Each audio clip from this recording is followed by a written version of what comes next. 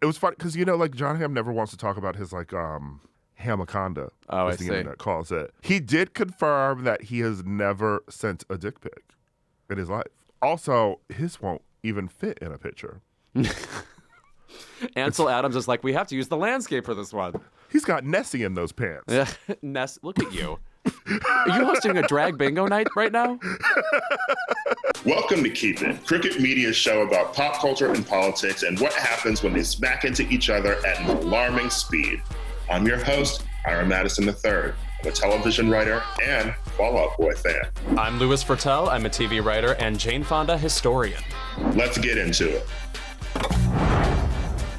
And we're back with an all-new Keep It. I'm Ira Madison III. And I'm Louis Fertel. I remain Louis Fertel in the midst of apparently among the grayest Junes on record here in Los Angeles. And I'm wearing gray for the occasion. I'm really fitting in. Well, listen, the summer is hot in New York. It's sunny. The ash is gone. The burning ash is gone. It's bright, and I just took a trip, Louis. Oh, where'd you go? Yeah, Pound Town. Oh, God. That's not a place you can go. This is a song you're obsessed with.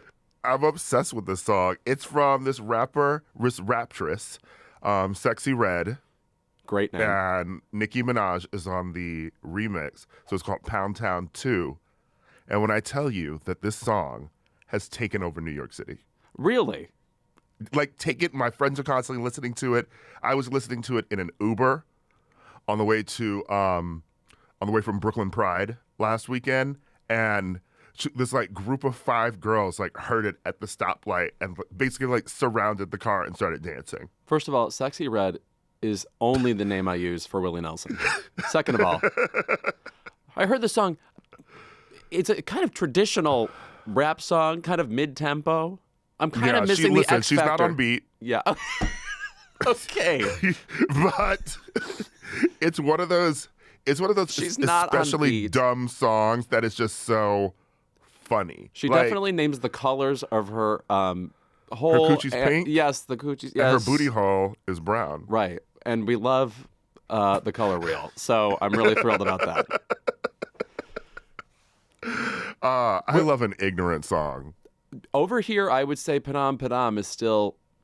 I can't even really say the song of the summer because, by the way, the charts have still not heard of it. You scroll all the way down, and it's like, nope, it's still Morgan Wallen, the House Down Boots. But I did buy Kylie merch. There's a Padam Padam chain necklace that you can get for $20 or something that will arrive. Well, it's available in July, which means I'm probably going to get it well after we're done with Padam Padam sometime in the September area. When the album comes out. Right. I cannot believe how long we have to wait for this album to come out. I know we've talked a lot about Kylie over the past few weeks here, but I'm waiting for some other single to stand out. I don't know what else I'm supposed to be out in these New York parking lots jamming to with Ty Sunderland. I need you twerking the Pound Town, Louis. I need to adopt it. I need to get a driver's license in Pound Town. Yeah. I have Kylie merch from the last album. It was a necklace. It was a necklace with just the letter K. Oh, that's cute. Classic. I bought on her website. She has lots of stuff from her previous albums. I got an Aphrodite sweatshirt. Still in my top 3 or 4 albums of hers. Okay. Body Language and Fever, of course, the top 2. Yeah. A chocolate bar from the album Body Language. Man, the audacity of her to put out an R&B song called Chocolate. I mean, and it worked. I'm just saying. Yeah. It could have gone, awry. We've talked about this, that Ludacris was originally on the song. That would be fabulous. And apparently he is amazing at the Janet shows. Yeah. He's really good at it. You could still, so he was removed from the song for, I don't know, label reasons. There's always label reasons, aren't there? Mm-hmm. But you can hear him in the background vocals. Like the guy who's whispering stuff on the track. Yeah, that's Ludacris' right. voice. Okay, I'm going to listen back to that. I listen to that album all the time anyway. Yes, I saw over the weekend Mariah Carey at L.A. Pride. And how was that? Well, we'll get to that in a second because I had heard. Then I forgot that half of town was shut down because Janet Jackson was at the Hollywood Bowl and people loved her. She was fabulous. I was a little surprised at how expensive the tickets were, so I didn't jump on it immediately and kind of forgot about it. But Mariah, I will say this. I arrive at the show along with all of Los Angeles. We're just in an abandoned ditch near the train tracks on nowhere. That's where this takes place. So LA Pride. You got it, baby. Pride in the park. Would love to know what the name of the park is because it didn't feel like one. We're there. A car park. Yeah, I guess. She is dressed pure white, sparkling all the way down. She looks like the $5,000 wedge on Wheel of Fortune. And fabulous. You know, she has that kind of Jennifer Coolidge-y, Uber eyelashes, classic Mariah Carey thing. My thing about this show is I can't picture what the successful version of it was supposed to look like because it was remix on remix on remix. You got like snippets of all of these. They would repeat remixes. I heard Fantasy easily 3 times while I was standing there. And she seemed to be confused and perturbed, looking at nobody and her mysterious dancer who's next to her at all times. And then like one dancer? Yeah, yes, I think. And then at one point she's getting out of this like red car that drives onto stage, fine. And she has a tiara and suddenly she is touching the tiara the entire time as if it's going to fall off or it's not fastened there or they haven't planned this. So I don't know how much they rehearsed or if she didn't do a sound check or whatever. Not that there was much sound coming from Mariah Carey anyway. Her interludes where she was talking to the audience, very funny.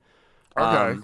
And she like named the I guess Pride is an acronym now, and she went and named what PRID and E stand for. In my opinion, it stands for protest, riot, Ileana Douglas, Dana Delaney, and Eve. And I guess that's not the real thing, but she said whatever they are. So Pride for me stands for Puffy, Red, Ibsen. Oh. Down. Everywhere. Everywhere. Ibsen. Wow. Jessica Chastain really nailed it this year. She's done. Yeah. So I can't say it was a good show, but it was great to see her. She did look excellent. And I loved, that dancing to the Morales remix of Dream Lover, which we heard, I think, 7 times. To be fair, it's also 20 minutes. Right. No, she walked off stage and on, please. Yeah. I'm not shocked that the interludes were great because obviously she's hilarious. Her book was she's fucking hilarious. Her book was so much better to listen to than to read. How do we get her some kind of like show? Right. Yes. I like just let her do the interludes and stuff. Like, honestly, Mariah with a radio show would be so much fun. Like, Queen Radio. That's give what us I mean. Mariah Radio. She's just talking, and then her songs play in between the conversation, and then maybe she joins in sometimes. Maybe she gives you, like, some background on a song. I think that's all I want. Right. Like a quick story about how, oh, yeah, you won't believe what ODB said to me as I walked into the studio that day. Whatever. Yeah, the difference is between her and Nicki Minaj is that I do think Mariah Carey, shall we say, exhausts easily. So I don't know that she's going to stay at the mic for the full hour or even the full half hour. The bitch is tired. Yeah, he's right. Yeah. Nobody loves a daybed like Mariah Carey.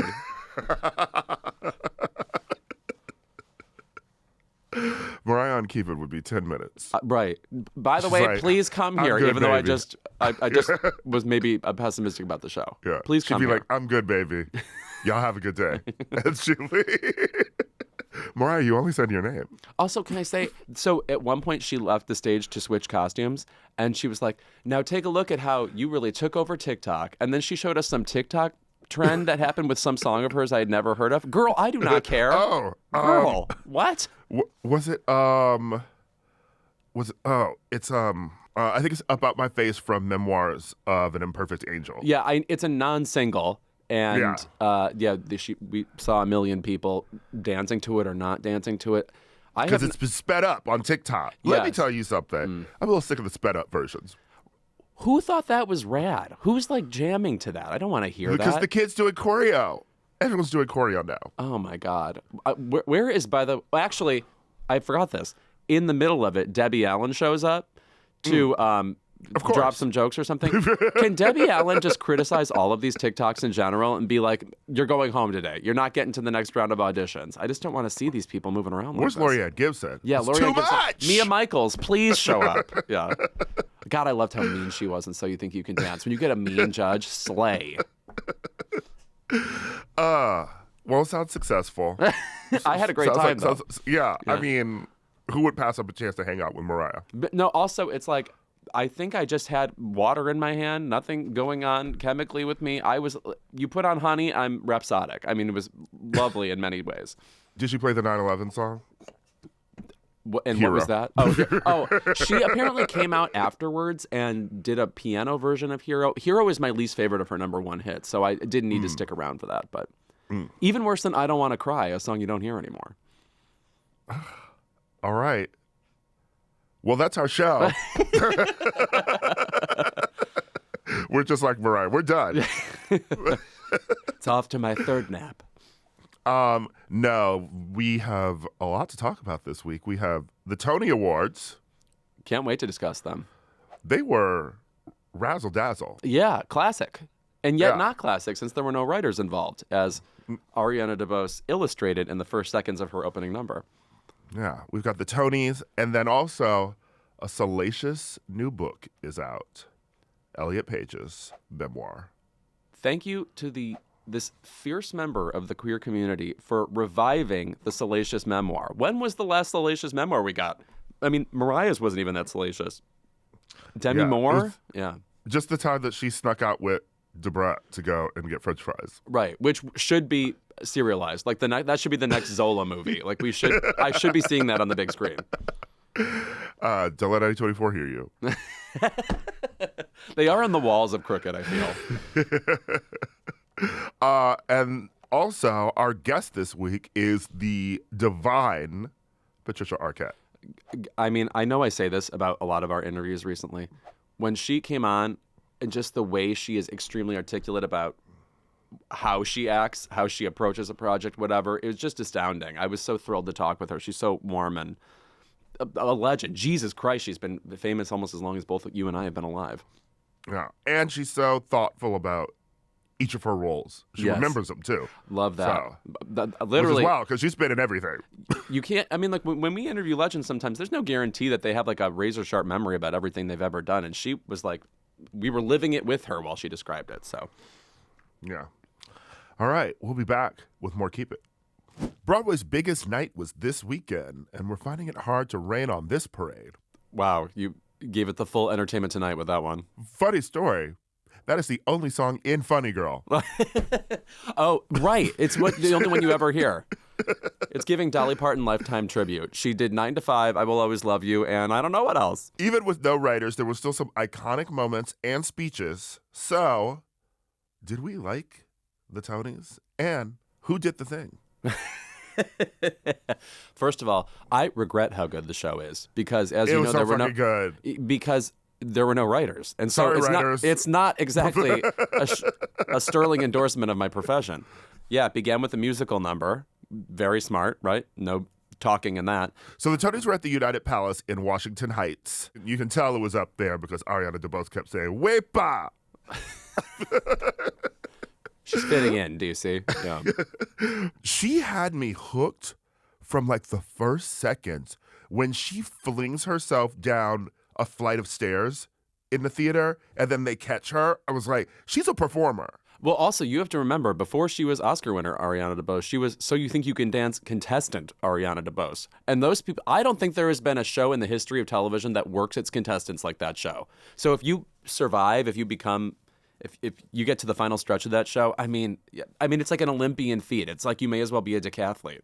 She was so fucking good. And yeah, I mean, we could just say it right away. The writers are not needed for the Tonys. I unfortunately would like to cancel us. Yeah, keep it to everything I've ever done and everything I believe in. Well, because the thing about the Tonys that made this so great is like we started with that musical number and it really just went from like musical number, speech, musical number, speech, musical number, speech, because, you know, there's all these musicals to celebrate. And like, God, can the fucking Oscars do that? Well, I will say about this year's Oscars, the one I wrote for, I mean, like, I think it was considered successful because it was more bare bones. Like, there was a monologue, but that was it. You know, it's not Jimmy coming at you from a Ferris wheel halfway through the show or some sort of wild stunt. And also, like, everybody at the Tonys, the people who give the speeches, they generally have so much to say. You know, we had non-binary winners, so they had a lot to talk about. We had, you know, people to thank. There's always underrated people in the theater who need to be shouted out. So there's just a lot to say outside of pre-planned written material. One thing I will say, we got somewhat longer or more interesting clips of shows because, you know, I guess they had to fill time. I regretted that the plays in the clips I saw didn't come off looking spectacular. Like, A Doll's House to me looked like a high school production based on what I was... weird in the clips. Yes, even though in person it's extremely bracing. You know, you're in this grayscale production, so it's like really grim and kind of Kafka-esque. But it didn't appear that way on TV. So I hope people weren't dissuaded by that. That said, almost all the musical numbers I saw were good. Outside of Didn't Love New York, New York. I thought that looked like any musical from any time. I could have been watching a clip from 1977. I mean, also, they were making out for a long-ass time at the end of that number. I was like, Stop. I was like, what's going on? He's married. Unhand him.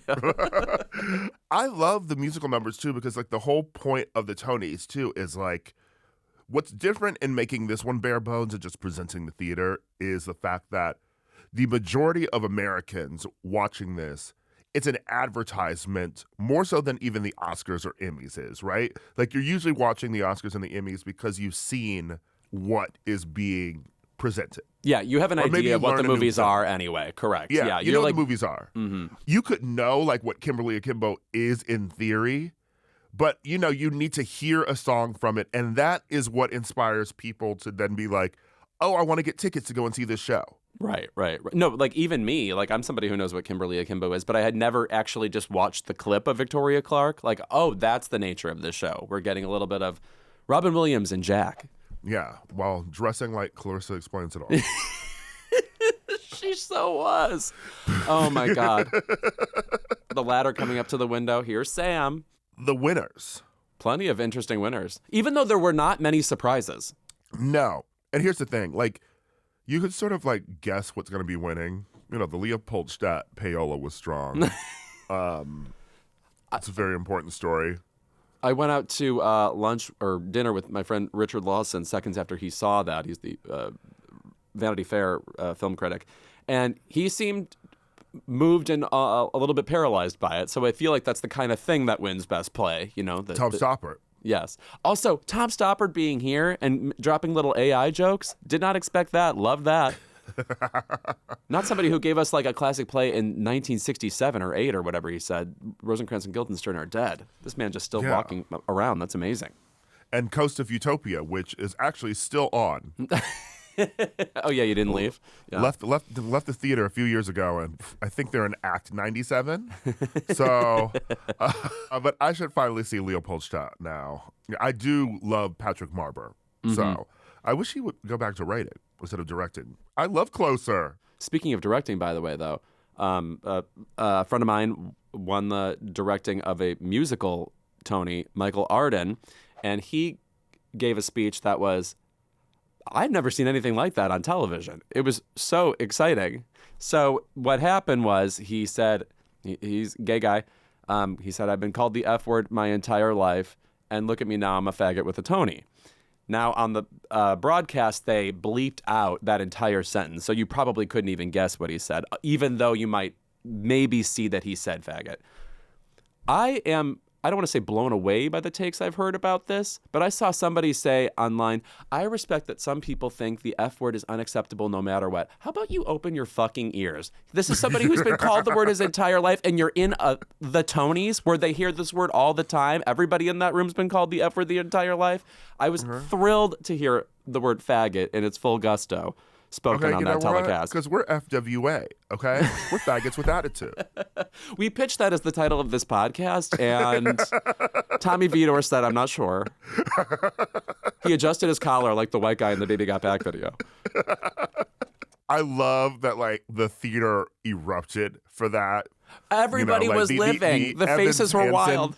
The Evans Hansen jumped up. Yeah, there's 14 of them, by the way. They're all 5'1" and flaming. Even though that role is not gay. But what this book presupposes is maybe he is. Alex Newell was excited. It was funny seeing Michaela Diamond, laughing too.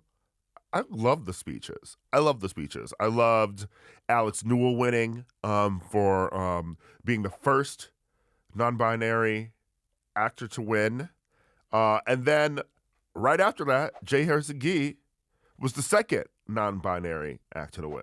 We're suddenly sick of non-binary people winning. It's over now. Non-binary? It seems like it's all binary.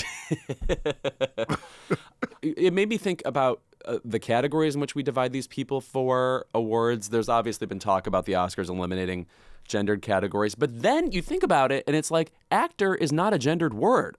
So and most performers identify as an actor. So if you don't fit into the categories, might you just submit yourself an actor? But then you think, well, if there is that category, why would you need a category called actress?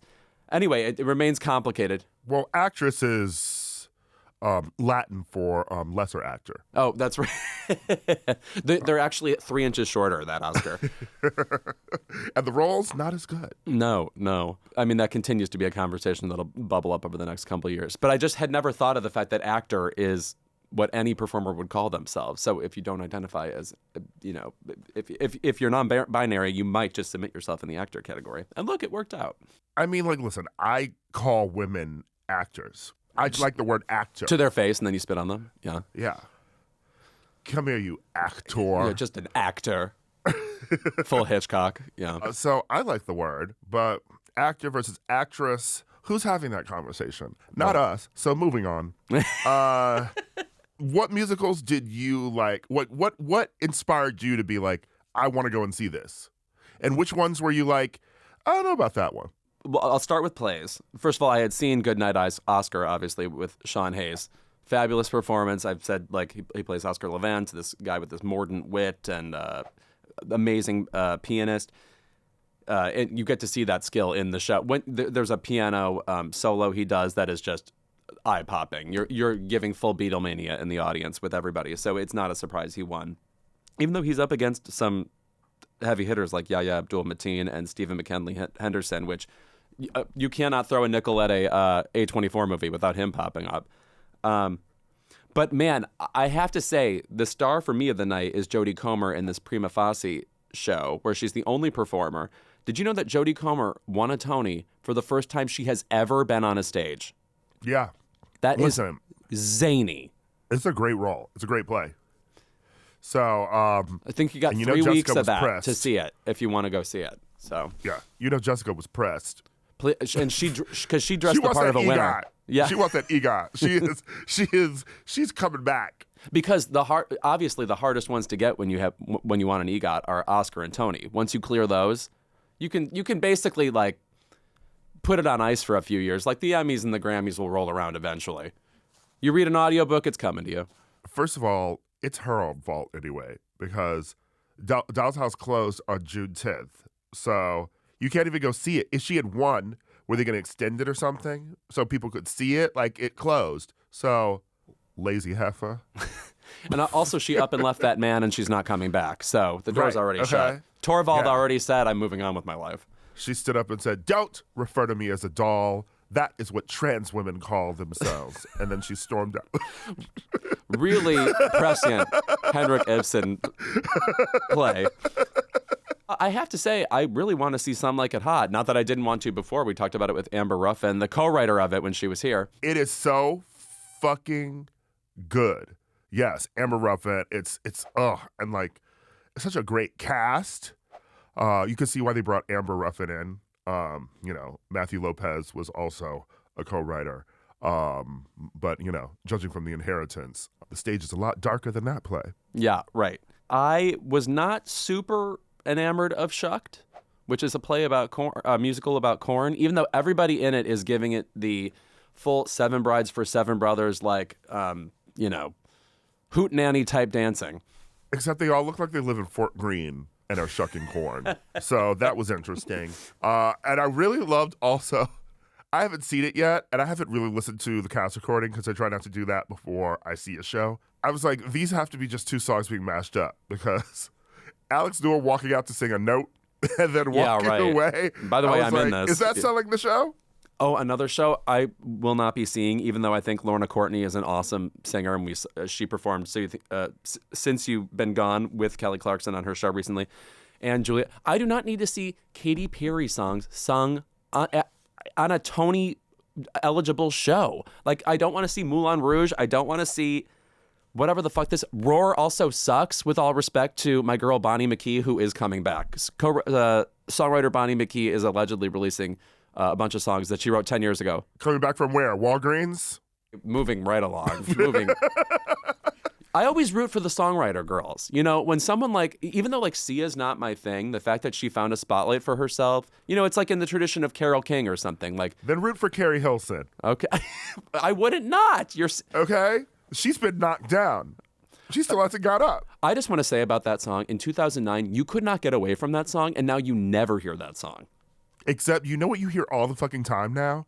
Pretty Girl Rock. Yeah, I do hear that all the time, which is fine. Listen, & Juliet is a fun musical. I had a really fucking good time. What's interesting is that was also a bad performance to pick for me. Because it's just like, oh, here's Katy Perry. I would have picked one of the like Britney songs, or there's a moment where they sing Kesha's Blow when they get to this party in Paris. Like, that's really fun, and it uses like the whole company, and I get that she was nominated. But I don't know, when I think about Tony performances that I want to watch, and that's why I love the Some Like It Hot one. Because you know us, like when we be at after parties, right? For years, it's always like throw on something from the Tonys, like Anything Goes, Foster or whatever, And so you want to see something fun, you want to see something entertaining, and I'm like, I don't want to hear this girl sing Roar. And also, that's not even in the show. It's like, so at the end, after she's triumphant, like, that's the sort of like, oh, I'm coming out to sing this, and now the audience is on their feet, like, clapping along. It's giving, now that's what I call music volume 77. Yeah. I mean, I can't be thrilled about that. There's some really good mixes in it. There's a Bon Jovi song, It's My Life, that's like amazing in the show. And by the way, the period of Jon Bon Jovi's life when he was the hottest. When he was on the VH1 Top 20 countdown, that's when he was hot. Yeah, when he was replacing Robert Downey Jr. on Ally McBeal. Oh, yes, I remember it well. Yeah. The days of Vonda and Roses, yes. But it's really fun. I will say, if you do go see & Juliet, there's a jump scare at the end when they perform that Justin Timberlake Trolls song. No. Can't Stop the Feeling is in & Juliet. Which the Oscar-nominated Can't Stop the Feeling, yes. Which I think, honestly, precludes it from ever winning a Tony. Yeah. Oh, that can't be in a Tony award-nominated show? Come on, think with your head. It was a jump scare, Lou. I was having such a good time, and it's like one of the last songs of the show, and I audibly screamed. That is tough. That is very tough. So Michael Arden won a Tony for directing Parade. That starred Ben Platt. What did you think of that performance? What an unusual vocal tone. He was sort of holding, I don't know anything about singing. He held this vibrato the entire time, and it's sort of a haunting performance from him. It felt like a Theragun. I loved it. That's the kind. It was very soothing. Yes. I love Ben's voice. I'm very excited that I'm seeing Parade in a couple weeks. Cool. I get to see Ben in it, and I also get to see my friend Jay A. Johnson, who is in it as well. I love that musical. I love Jason Robert Brown, you know? And so I'm always happy to see a Jason Robert Brown musical, new or revival, whichever. Ben Platt and his boyfriend, who also was in Dear Evan Hansen, Noah Galvin, were there. And they really were in. Sometimes I think to myself, when people look back at 2022 or 23, like, what is the clothes we were wearing? Like, what will be like the leisure suits of our time? Well, let me tell you, it is what they were wearing to the Tonys. It's like the kind of oversized, gray, like cinched suits that have like a bit of women's wear in them, but a bit of athletics too. Anyway, just look at I think that is what we will look back and think, oh, that was a red carpet look for 2022, 2023, when we won't have those in 5 years. Yeah. 3 a.m. on MTV. Yeah, right. In 1984. That's exactly right. That's the vibe. That's the vibe. It's very, she's got the look. It's very Stop Making Sense, the Talking Heads. Yes. Yes, yes.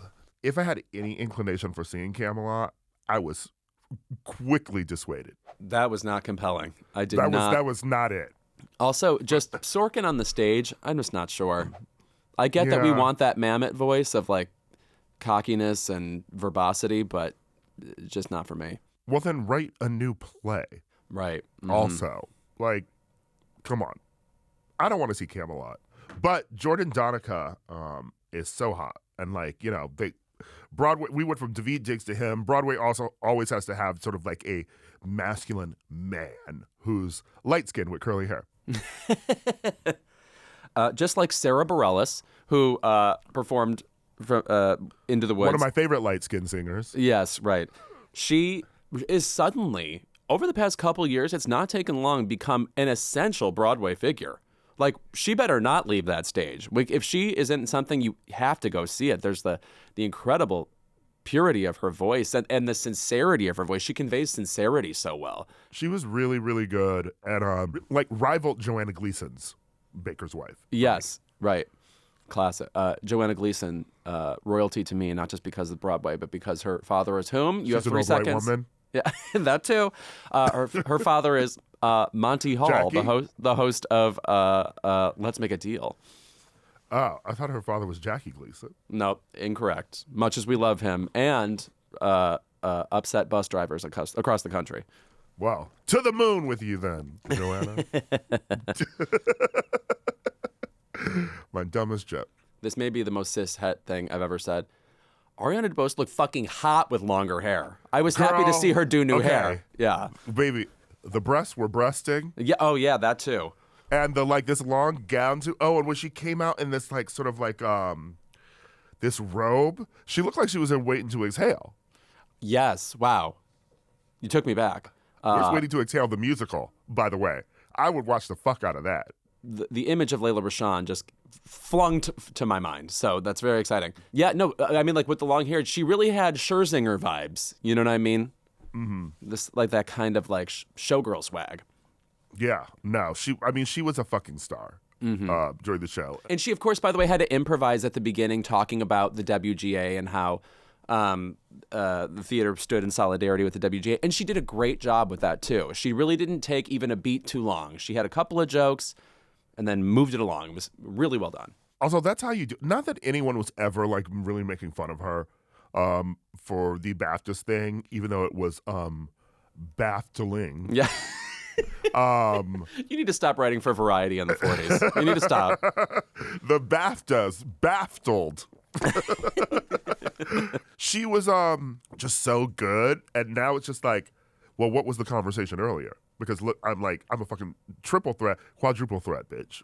Right. Like, she really is the moment. I was so impressed with her during that show. Like, she was really, really good. Quick trivia for you. So we have Patricia Arquette on today. We had Ariana Debose on the show before. Can you name the 3 other Best Supporting Actress winners we've had on Keep It? Go.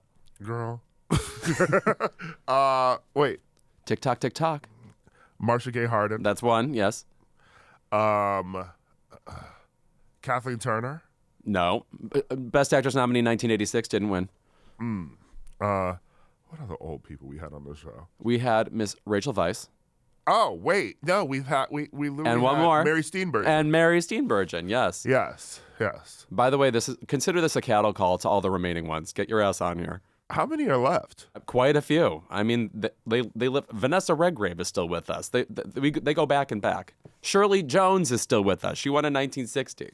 Who are 5? Eva Marie Saint, get your ass here. Say Who what? are 5 that you could reasonably see coming on this show and that we should have on it?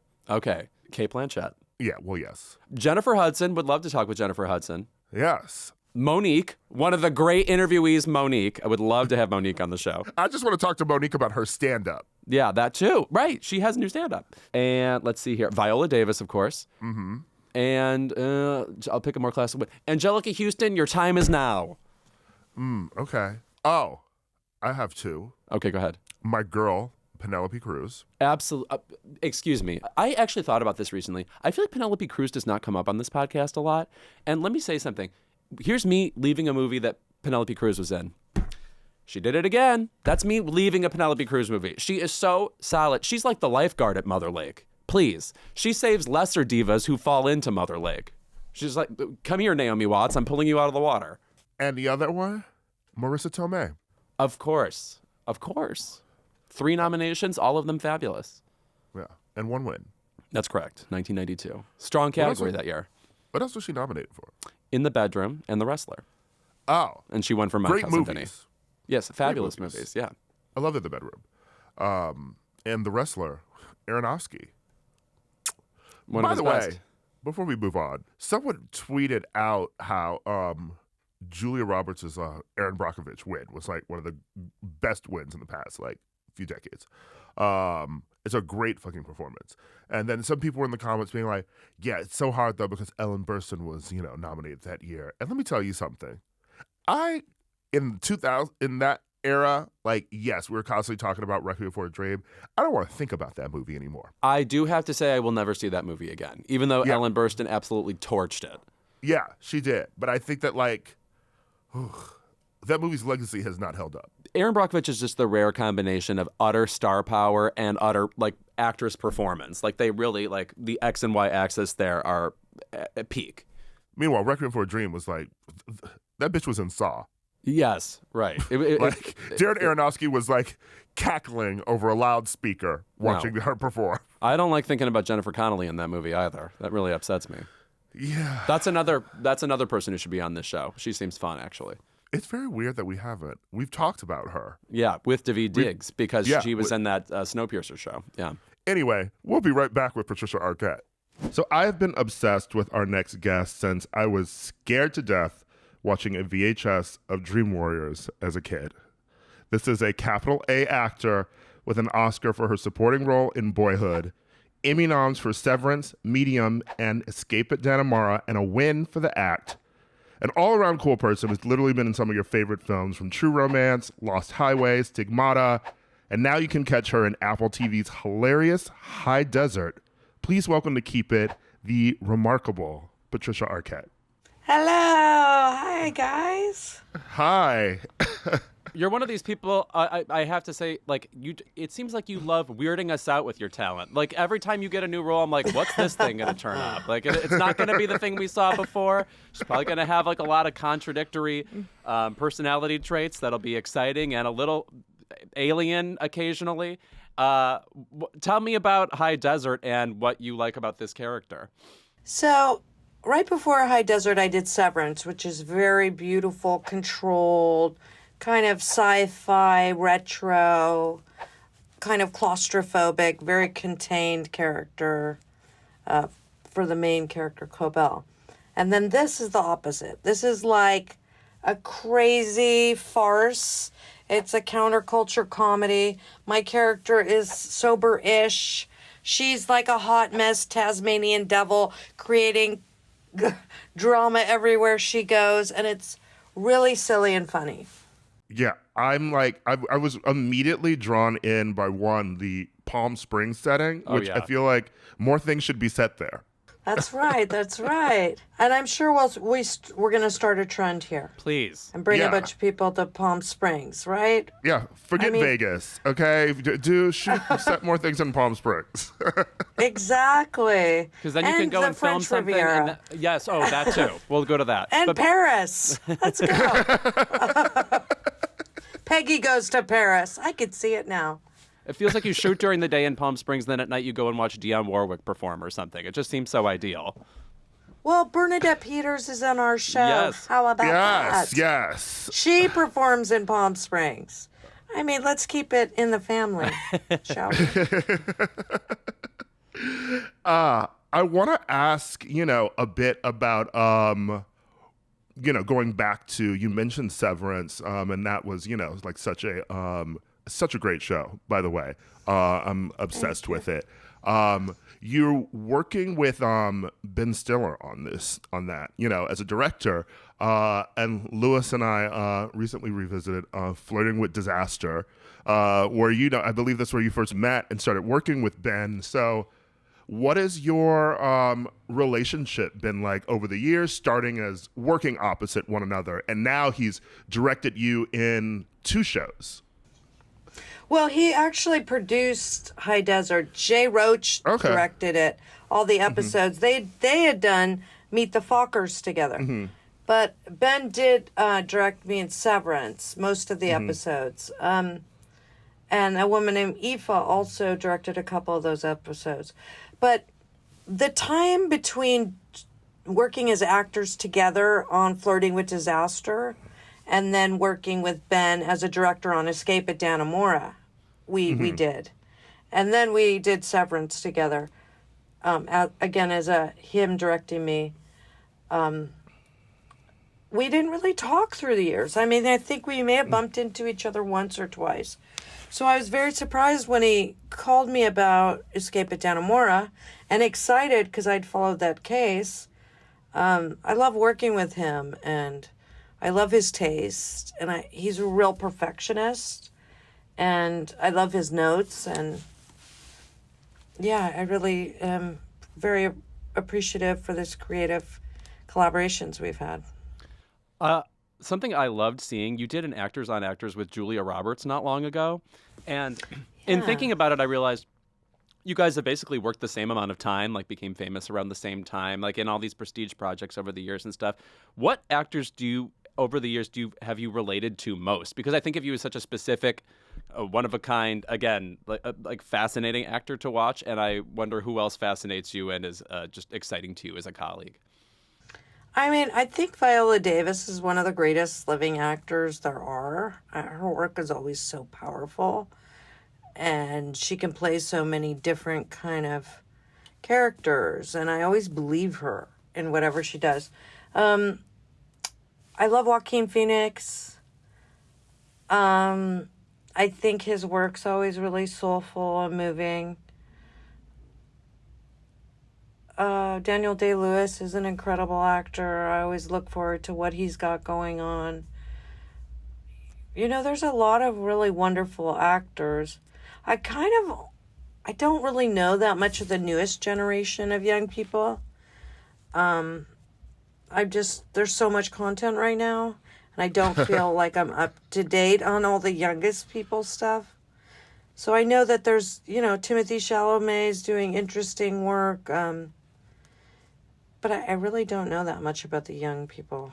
Well, let me just say, as we're people who allegedly keep up on pop culture, and you never feel like you watch everything. I think that feeling is over. That ended in like 2005. I mean, we used to have like 4 channels. It was like Charlie's Angels on Tuesday night. We were all watching. Everyone.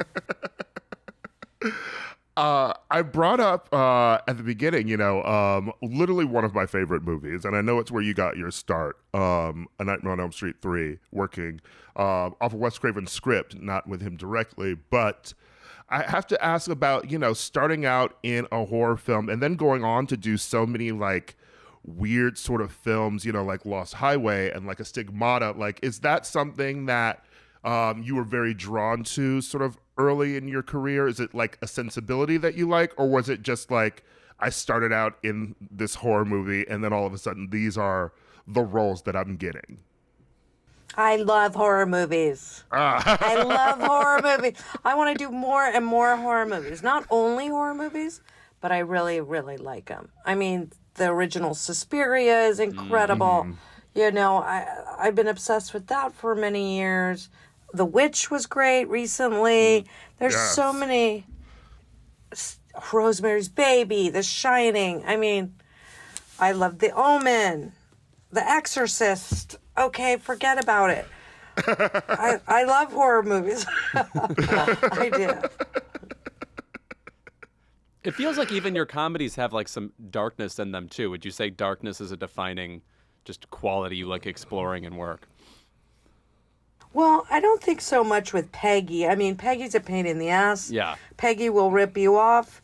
Peggy will lie to you. She'll also take care of you. She's a very confusing, mess, but she's not evil. Where, I mean, I have been, like, in the act, well, hold on a second. You're torturing your child. So lately I have been playing a lot of scary women, and that's really fun, I'll tell you that. But I don't think Peggy in High Desert is really one of those. I kind of broke away from my monster phase that I've been in. It's so exciting seeing, talking about all of the content for one, but, like this and Severance, it's like, it really seems like there's a lot of really good stuff happening on Apple TV that I've been discovering lately. So I'm excited for that, at least, for you to do, 2 shows with them. So. Yeah, and they're so opposite. I mean, for me, it's like, High Desert is like a Coen Brothers farce, counterculture, irreverent, disaster, silly comedy. I mean, I get to drive around in a dune buggy, like the 1970s. It's really fun. I thought of Raising Arizona when I was watching it, so I'm glad to hear that connection was made by the people in the show, too. Okay, something I was fascinated by that I read recently, obviously True Romance is a fabulous performance from you. I just feel like you made that character more dimensional than it is on the page. There's something about even just watching your facial expressions from moment to moment where I'm like, this character is so much deeper just by virtue of you playing her. Thank you. But you also... it was a difficult role for you because there were aspects of the character you didn't relate to. Like you become more engrossed by Christian Slater after he kills somebody. And I have to say, like, that trepidation does not appear on the screen. I was fascinated that was such a conflicting experience for you. Yeah, I had to work with my acting teacher about that because after he kills someone, he comes back and he's eating a hamburger and I start crying and he's like, "Why are you crying? Right? Why are you crying?" And I am supposed to say, "What you did was so romantic." I was like, eek, how do I do that? Oh. And, sometimes as an audience member, you might watch something and think, she means that.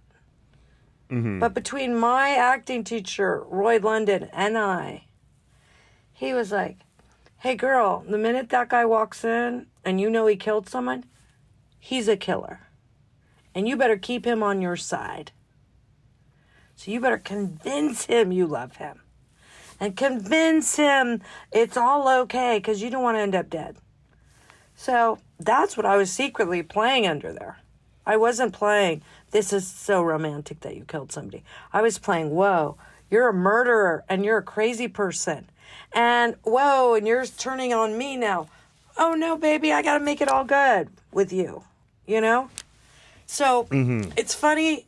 Sometimes as an actor, you have your own blocks of your own moral code or your own way of thinking, and you just don't know how to make it believable because you don't know how to play that moment. And you may be thinking it's something totally different than the audience ever gets. That's so interesting, because I really enjoy that movie, and I love Tony Scott's directing. And you could sort of like imagine like, why the hell is she doing all this? Because it's not very natural born killers. It's like she's a normal person. And then now hearing your reading of that, it's so exciting. I can't wait to rewatch that with that in mind. Are there any other roles that you might have had where you feel like, this character is completely opposite of like what I would do in a moment, and maybe you made like a choice that might surprise some of us who watched it? Well, so many of them. But another one was in True Romance, in that big fight scene with James Gandolfini. Mm-hmm. But it was a little different.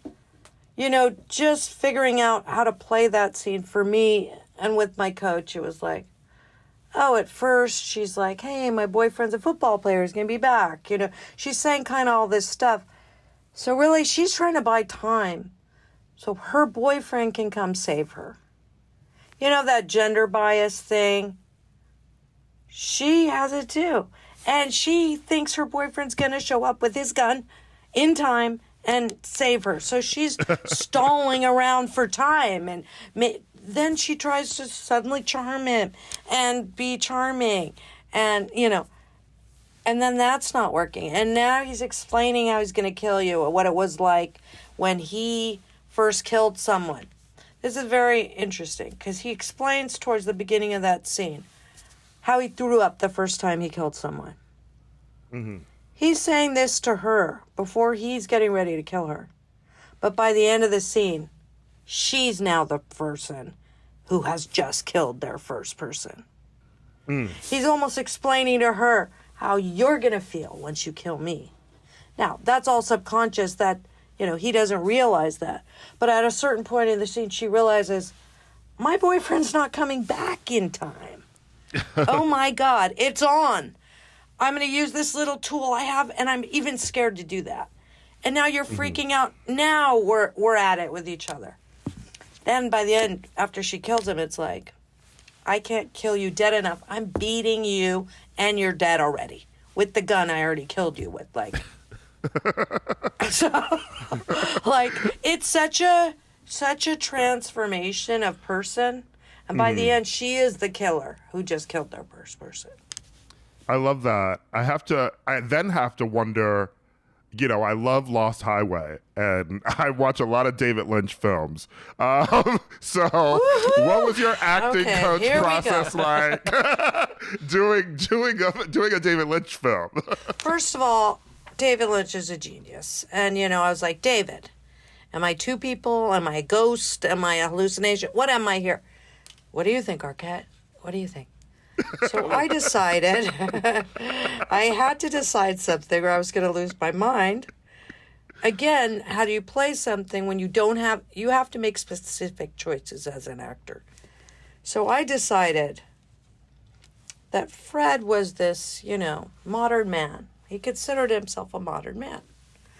But underneath was this monster. And he was super jealous.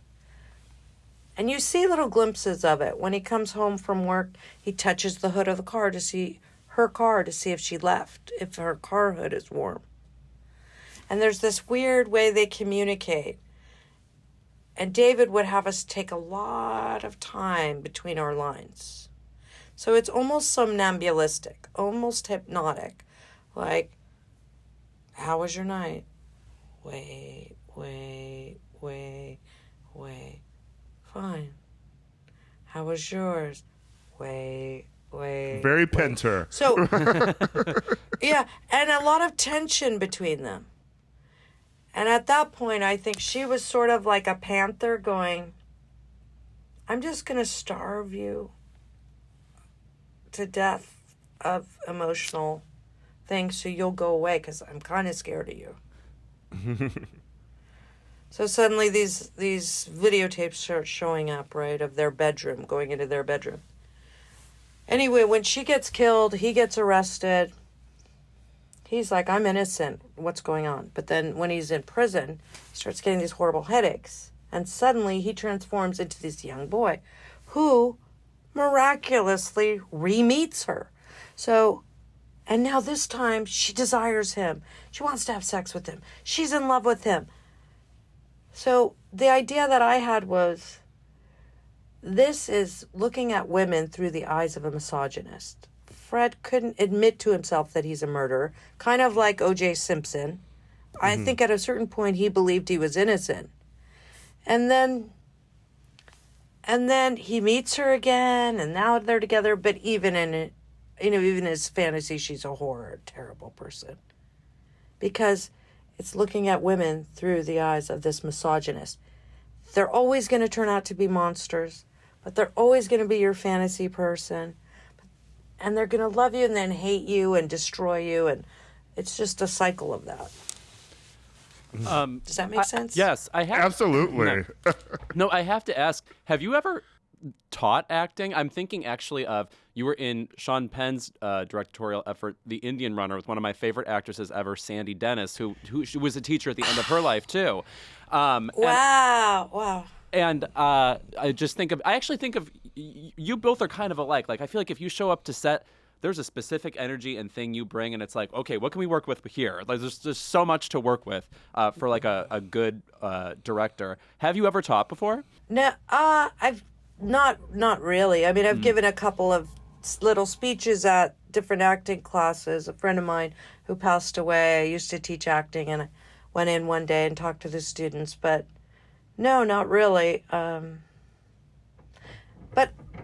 I really appreciate acting teachers, and I get a lot out of acting teaching teachers when I work with them, and I'd like to take some more classes. I mean, I feel like you can never stop learning, And maybe someday I would want to teach. I don't know. Because you're just so explicit about the choices, which I don't feel like is a given for every actor. You know what I mean? It feels like you have the words picked out per intention every time. I think it turns me on. Research turns me on. Looking at things a certain way, human behavior and why we act a certain way. And my dad, I'm a fourth generation actor, right? My great grandparents struggled living 6 people in a room doing vaudeville. My dad struggled as an actor to, support all 7 of us. And my grandfather was in live radio and live television, early television. So for me, acting, is a part of our family conversation. My dad would talk about acting and choices and so on. And my mom was a therapist. So she would talk about, oh, this person's a narcissist. Oh, that's so interesting. This person in the DMSO would be categorized. Da, da, da, da, da. So I started to look at the psychology and the subconscious behavior, and I like to layer those together. I think that's apparent, and thank you for sharing that. That's like a very interesting key into what you do. Yeah, Thank you. Thanks. Recalling, what you thought on set and these choices, I feel like you could even just have an entire book, since you've worked with everyone, by the way, almost, I feel like you could have just a book of a chapter, a chapter on, like working with Michel Gondry, working with Martin Scorsese, I just think that making choices with these specific directors and their specific minds, I feel like so many actors would want to know, like, what is this like? Yeah, and it's kind of incredible. I feel like the majority of the directors I worked with have been men in the past, and that's kind of the way that it always was. And I felt like, for me, so many of them were like great dads. Tony Scott, for me, was such a pivotal director, because I was very young when I did True Romance, and I was already stubborn a little bit. But every idea I'd have for that part, you'd be like, that's a great idea. Hey, everyone, Bama's got this idea we're going to do, da-da-da. Well, only one time that whole time did he say, I don't know about that idea. And then we shot it. I said, okay, no problem. And we shot it, and then he goes, no, but you were right. We're going to shoot it Bama's way now. And Christian Slater would always have these ideas, and Tony would be like, that's a terrible idea. He'd be like, why do you listen to all her ideas? But what I got from that, as a young girl actress who was being cast as the girlfriend, was trust your instincts, and you're smart. And listen to yourself, and a good director is going to take it and run with it. They're not going to fight you every inch of the way, every thought you have, everything. Sometimes directors, even sometimes older directors, will resist anything their actor wants to try that isn't in their mind already. And what happens is you stagnate your actors. At least let them do it that way. Say, go for it. You guys do whatever you want to do. Great. Then say, you know what? Let's try one like this. But if you just are constantly on them, like, no, not like that. Do it like this. Do it like even before you shoot. Hey, let's talk about this scene. Okay, so you're doing this and you're saying it like that. Like, no, man. You're already smothering everybody before we even see what it is.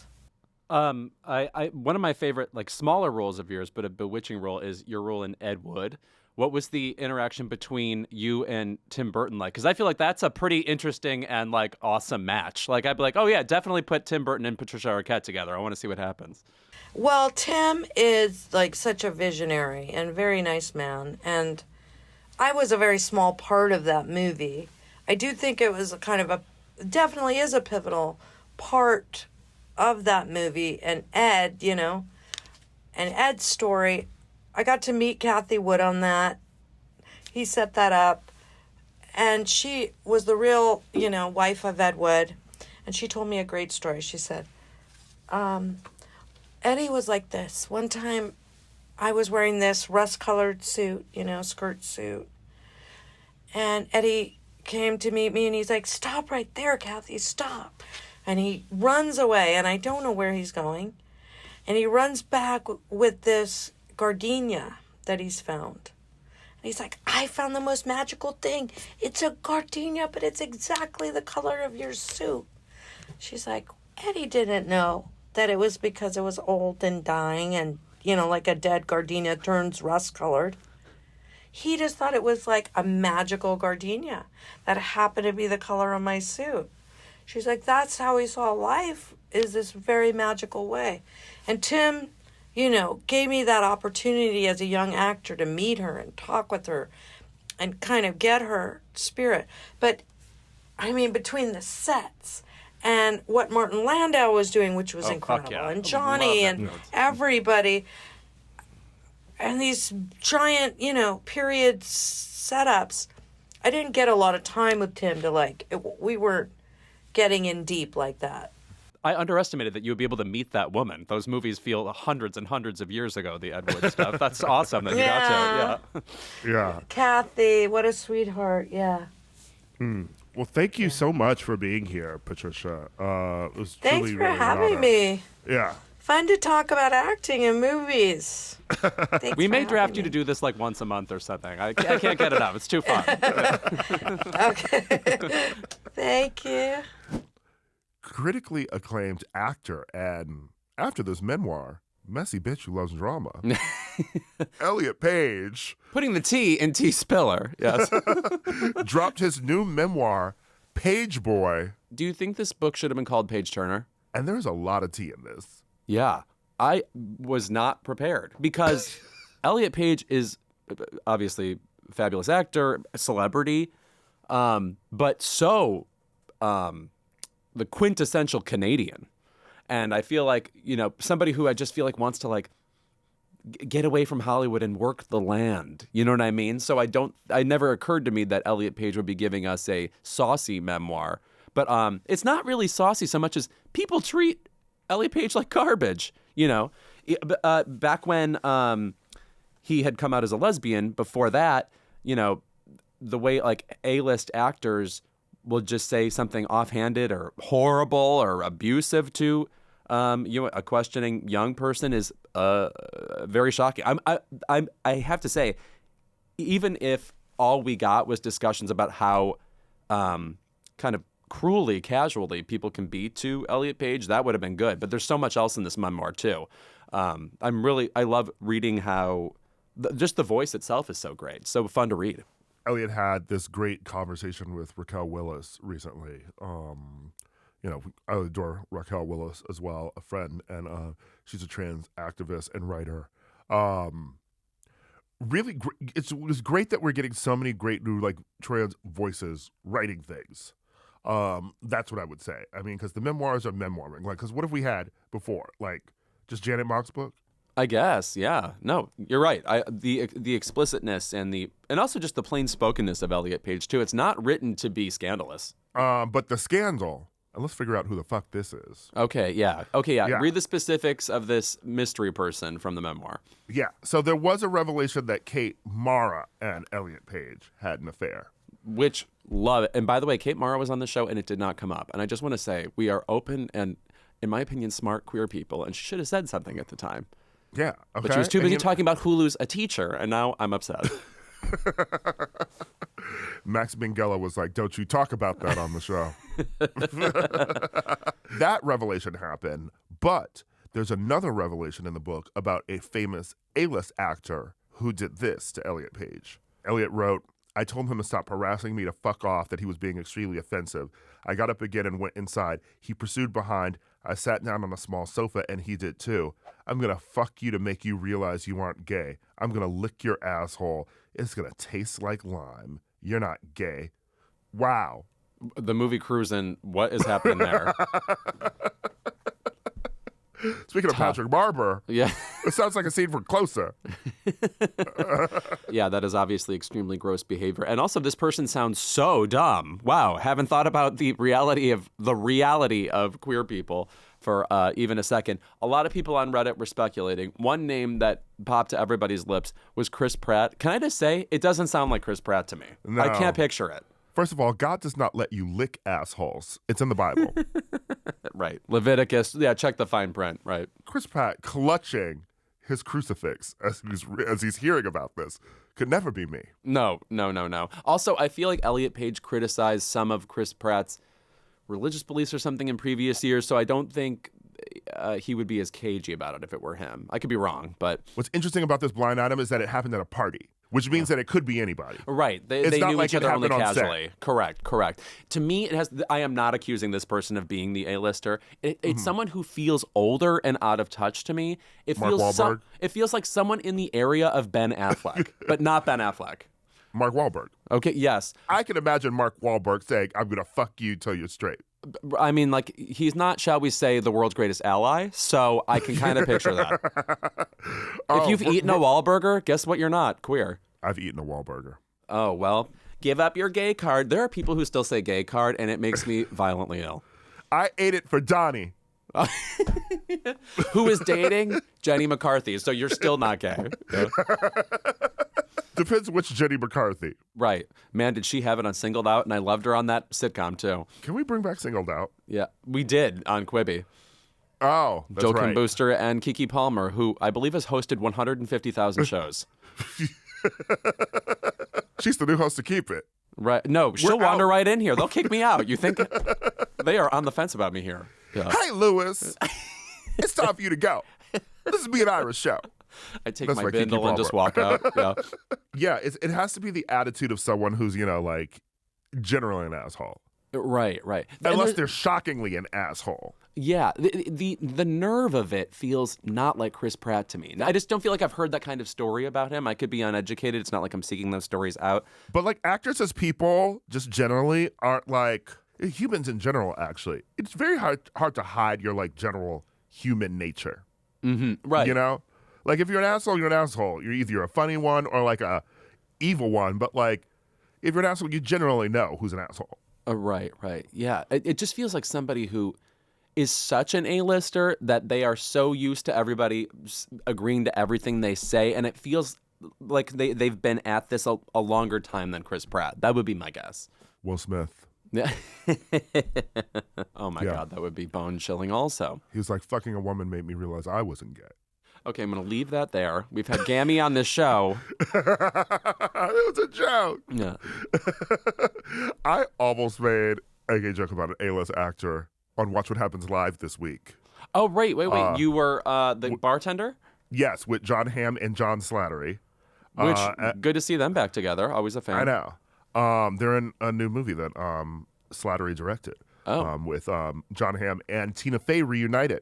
And I love seeing them on screen together. Oh, I'm excited about that. But Tina didn't write the movie? I have my misgivings about Tina and things she didn't write.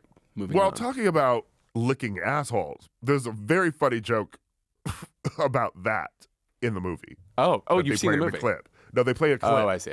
And that sentence is uttered by someone. And it's a very funny scene. Also, I feel like if you put John Hamm in front of Andy Cohen, he may spill some stuff. Yeah. It was funny because, like, John Hamm never wants to talk about his, like, Hamaconda. Oh, I see. Calls it. Mm-hmm. But of course, if you go and watch What Happens Live, Andy Cohen's going to make that joke. No, he's going to have a poster of it on the wall. Yeah. Yeah. He did confirm that he has never sent a dick pic in his life. Well, I think that just the rules are totally different for actors. For I'm straight not men. surprised. For actors and straight men. Right. Yeah. Women aren't like that. Gay men are like lizard-brained animals. They just want everything visually in front of them all the time. It's why we have Grindr. Also, his won't even fit in a picture. Ansel Adams is like, we have to use the landscape for this one. He's got Nessie in those pants. Ness, look at you. Are you hosting a drag bingo night right now? Elliott Page, open discussion. Besides Juno, which of course remains one of the definitive performances ever, what's your favorite Elliott Page performance? Honestly, you can't go wrong with Hard Candy. I would say the same thing. That is one of the most unforgettable movies of that era to me. And the interplay with Patrick Wilson, which that wouldn't have been my first idea for that kind of character, because he to me reads kind of pure. He reads to me like his character in Angels in America. There's like a sort of dead-eyed purity about him that he plays really well, and in movies like Little Children, etc. I love Patrick Wilson. Yeah, love him. Yes, great. Yeah. I mean, he makes those Conjuring films. Him and Vera. Right, which worries me. I feel like I mean, they were bored as hell in the last one. I feel like Mr. Skarsgård has taken a lot of his coin right now. It's upsetting me. I would also say this is a surprise one, maybe, for people. Whip It. I thought Whip It is a really, really delightful movie, and it's Drew Barrymore's directorial debut. Correct. I found the movie a little boilerplate, but I like that all the actors had something fun to do. I mean, like Juliette Lewis playing someone in the roller derby. How did that take until 2009 to happen? That is somebody who belongs, who should have a pun name that rhymes with Smashley or whatever. And also, it remains the only film that Drew Barrymore has directed. What's that about? It's perfectly well directed. She should do that again. Yeah, maybe she just doesn't want to. Yeah, I guess. Where's Drew? And we got to stop asking people to come on this show. That's right. It's getting desperate. But by the way, I actually have no problem with just asking people at this point. I forgot to mention Lupita Nyong'o earlier. Excuse me. What else are you doing but talking to us? Sorry. She looked fucking amazing at the Tonys. Oh, Jesus. I mean, imagine her not looking amazing. Lupita Nyong'o looking like garbage at the Oscars. No, it doesn't make sense. We've seen Star Wars. Oh, that's true. Well, what was she, like a blob in that? Eep Op Orkin. Yeah. All right. Well, when we're back, keep it. And we're back with our favorite segment of the episode. It is Keep It. And Louis, I have 2 Keep It's, and I need to do my first one immediately. Okay. It is a national emergency. Oh, all right. Alarm emoji. Okay, what is it? Gay men. Yep. It is summer. Mm-hmm. It is hot.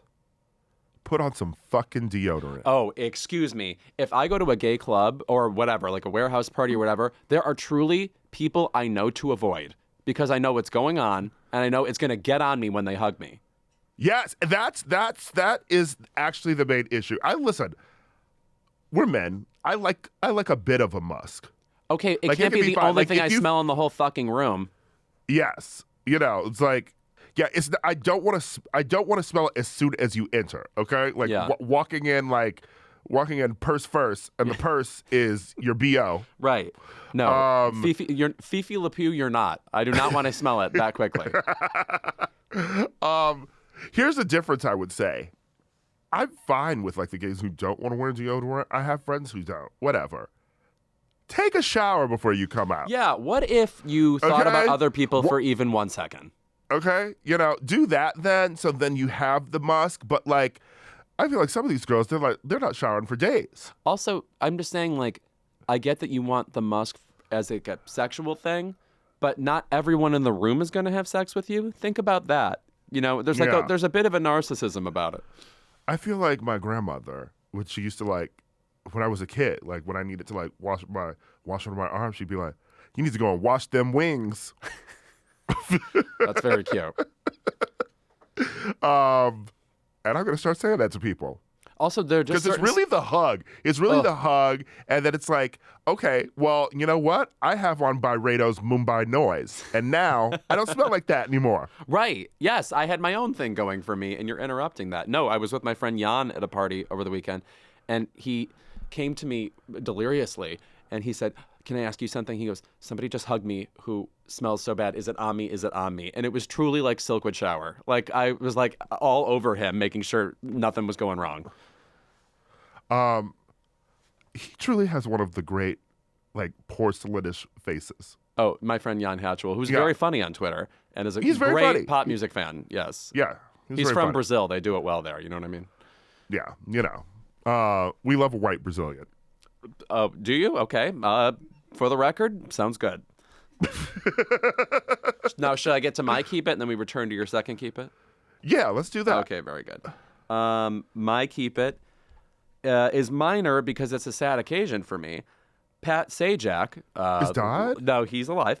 Longtime host of Wheel of Fortune tweeted, "Well, the time has come. I've decided that our 41st season, which begins in September, will be my last. It's been a wonderful ride, and I'll have more to say in the coming months. Many thanks to you all. If nothing else, it'll keep the clickbait sites busy."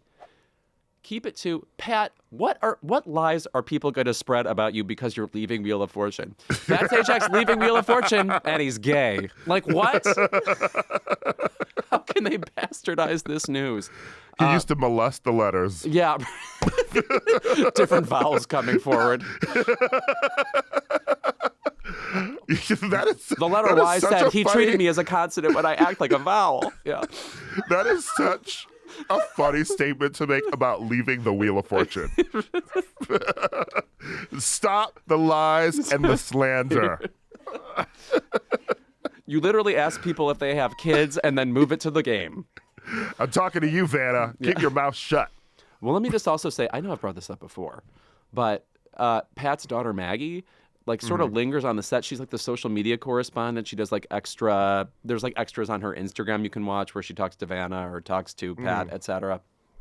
And on a couple of occasions, she's worked the puzzle board while Vanna was like playing the game as a contestant or taking over when Pat left for a couple days. It's a little too all about Eve for me. I do not like this woman just walking around, Nepo babying it through the alphabet. I was wondering where this was going. Yeah. I thought you were about to be like, this nice young lady should have a job. No.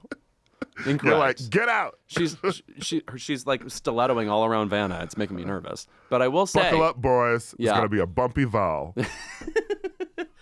Okay, I'm obviously thinking about who should replace Pat, and the first name that came to mind was Louis Virtel. I have to say there is something about the way he operates in the game show universe that makes me think he could do it.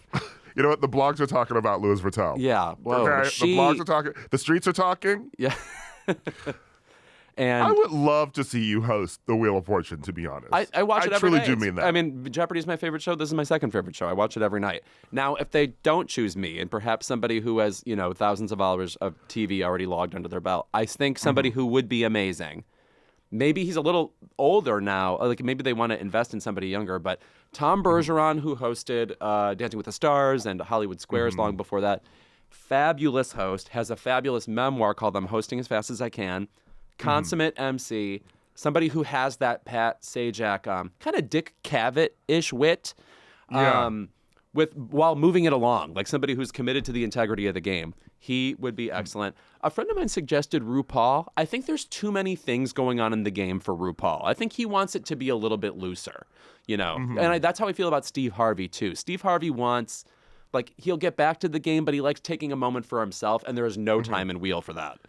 That's so interesting because it's like, would an actor or like a personality who hasn't generally been like, they haven't come up as like a, I'm a host. Yeah. Like you know them for other things. It's interesting when they do decide to just like, I'm going to host this thing and just have like a comfortable job for maybe the rest of my life. Like, remember Drew Carey as an actor? Right. He used to be in multiple things, and now he is in this CBS vortex, still giving away a Sea-Doo to God knows whom. But he does a really good job in the show. I think, like, a good example is, like, Jane Lynch on Weakest Link. It's a little bit of, like, plug and play. Like, I don't know how inspired that is, but she's good enough on it. She's good on it. So who do we think should just, give it up? Who should stop doing this? Who should just give up? And who should just give up and then just go host the Wheel of Fortune? God, that is a good question. I mean, like, I would love a consummate host like a Tom Bergeron to do it. But, who else is Cara DioGuardi. Cara DioGuardi? I mean, I'll have a conversation about her at any time. I don't know if I need her saying the words before and after at me. Obviously, we had Aisha Tyler here recently. Somebody who I think naturally falls into the a hosting capacity really well. That might work. Lonnie Love. You know who I bet is gunning? Sherry Shepherd. Because she's hosted a number of game shows at this point. Yeah. One of them, including her daytime talk show, Sherry. A lot of twists and turns in that show. Right. Do you remember her fucking the floor while talking about Cheryl Lee Ralph's son? Oh my God! Did you see this clip? Sherry Shepherd is weirdly. She is both. I'll take a check and do any gig, and yet also I am unfucking hinged. You're rarely both. So send me your comments about who should take over Pat Sajak. I feel like nobody's going to beat Tom Bergeron, but make sure to comment on our YouTube too, where you can watch us bantering and screaming at each other. I love going into our YouTube comments, which is very wild considering, us as mid-aged millennials. Sure. We're mid-millennials. We're not elder millennials. Millennials, yeah. You remember, like, growing up with YouTube, looking at the comments on YouTube is usually scary. Oh, yeah. Oh, no, and it's all caps, and it's all Yeah. weird links to the abyss of the internet. That's where Michael Arden was called a faggot. Right. Yeah. Yeah. They are straightforward and mean on YouTube. Yes. But the subscribers to the Keep It YouTube channel, we have our very own YouTube channel, are very nice people. Oh, yes. And they, like, I love reading the respond. comments. Yes. Yeah, and they respond to questions that we've asked, and they have conversations with each other. So I've been dipping into the comments more. And as long as they say respectful, they don't have to be respectful, actually. Yeah. As long as they stay fun, then I'll keep responding. Honestly, even the episode where we were talking about, like, the old gays fighting over Madonna and Kylie Minogue, it was just like, they were big. It was a very, like, fun, like, people bantering back and forth with each other about Kylie versus Madonna. I think I need to get a new YouTube account, but I will join in myself. I love a little comment. I love a tweet. Come on, Grandma. Yeah. Oh, all right. Get my camisole in place and get start you a typing. YouTube account. Yeah. All right, Ira. What is your other keep it? My other keep it goes to the idiots watching The Idol. Oh, no. Not because it's a bad show. It is. But because for some reason, people watching The Idol seem to think that this is actually The Weeknd. Oh, just like him. It's actually able. Like it's like there's there's a scene, there's like a creepy sex scene in episode 2 of The Idol, and you have people online talking about how creepy The Weeknd is and how he has sex like this, and I'm like, he's acting poorly, but he is acting, and people acting like Lily Rose Depp like literally had jizz on her face in the show. Like it's acting. It's not even real semen. I don't get it. I was getting into this debate on Twitter because someone literally wrote, I really need Abel to get dragged for this nasty scene in The Idol. The Weeknd's mind has rotted from too much porn consumption because that scene was disgusting. And notice how, again, he didn't even take his shirt off while Lily was naked. This is not him doing this. This is a fictional character. And I commented this, and some nut job responded to me. It's also a tale as old as time that people express themselves in their art. Don't act brand new. You're a writer. That's how I work. I have twisted sexual fantasies, and so I write them and then do them right in front of you. Listen, not everybody is Woody Allen. Important reminder. For most other writers, yes, we write about ourselves in our art, but that is writers. The Weeknd is not firing up Final Draft and writing The Idol, baby. He's just not. Like it's what's not clicking here. This reminds me of like a thing that I've heard from soap opera actors for years. People would confront them in the streets because it's like they think that they're their character. Oh, the amount of people they run into who are Nurse Betty has to be shocking. Right. And oh my God, great fucking movie. Yeah, great movie. A great Chris Rock role. Right. Rare. Remember when he used to act all the time? Yeah. Yeah. Now he's just busy getting slapped. Right. He needs to slap a script on the table. And I've also heard that from like the actor Adam Bush, who played Warren on Buffy the Vampire Slayer, like who was like a very creepy character. He like tried to rape his girlfriend and then killed her, and then like made a robot of her, etc. A very creepy character, right? Who was on he played this character on a TV show in the 2000s. Apparently, people still talk to him and interact with him weirdly because they think he's his character. Well, it reminds you when Anna Gunn published that thing in the New York Times about how she had to defend her own character as if it was a friend of hers, basically. And like, leave Anna Gunn alone. And by the way, then we did. And where is Anna Gunn now? You're on my mind, Anna Gunn. Annie, get your gun and get Anna Gunn. Wow, the brains have totally rotted. If you're arriving at Keep It now, the brains are smooth. I think we got to stop this episode. Yeah, we did our best. Ultimately, it was a failure. Thank you for sticking around through it. Well, at least we had a great Patricia Arquette interview Yes, this week. she did enlighten us before we entirely disintegrated. We'll see you next week.